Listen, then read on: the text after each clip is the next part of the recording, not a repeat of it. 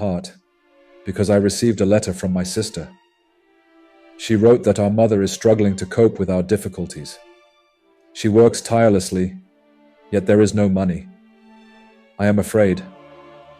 I remember this persistent fear that crept into my life, especially after my father passed away. I do not recall the events of that time in chronological order. I remember my father's funeral. I remember the dark nights when my mother would cry endlessly, her sobs burning like embers. Alone in her room, she would have an external monologue about her fragile capacity to cope, to steer this twisted ship towards safety.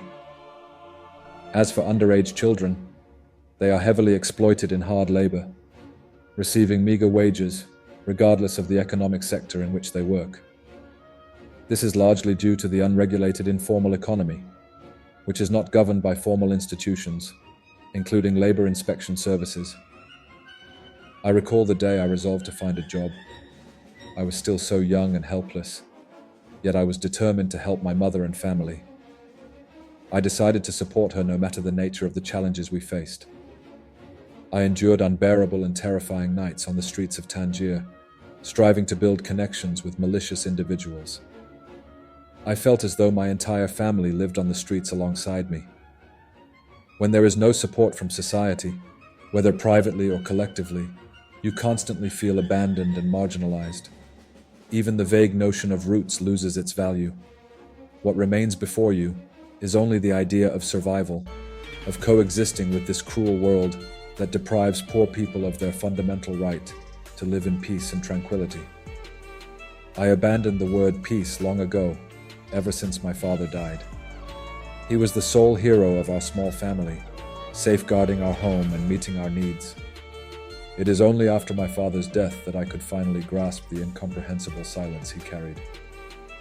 His silence has now resurfaced in a different, more cherished form, a silence that concealed so much behind it, such as the fulfillment of needs and the weight of responsibility.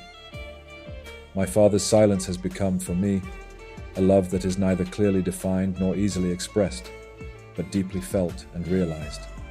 A pure, natural, and unconditional love. This love, untainted by external considerations, warms my heart at last. It is the love of family that binds us together, a love that transcends all boundaries.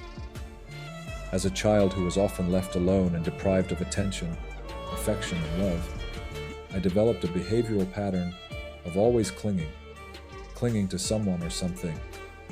This trauma can manifest as traits like greed, gluttony, resentment, and insecurity, depending on the object or subject of attachment. On the other hand, constantly seeking sustenance for oneself, such a person may find it impossible to accept it because, deep down, they are entirely convinced that it will never be given. If tragically, childhood trauma takes root within a person, shaping their worldview, this trauma will follow them into adulthood, causing setbacks and struggles as they identify with the undernourished child within. Such a person possesses an exaggerated sense of independence, which, however, dissolves under stress. They fear letting others care for them.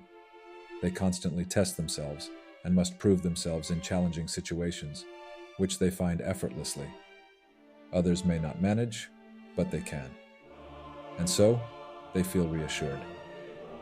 It is customary to pay attention to the relationship between a person's character traits and their childhood history. As individuals grow, they pass through key stages of development, and the specificity of their experiences and environment during these periods determines how their character will evolve. Consequently, individuals with psychological disorders emerge through their behavior in society and their close relationships with others, friends and family. Identifying them in this manner reduces the intensity of direct confrontation and facilitates a diagnosis of the underlying issues. However, while the average person learns early on that behavior has certain limits and that pleasure must sometimes be delayed in consideration of others' needs, a person with such trauma rarely takes anyone else's desires into account apart from their own.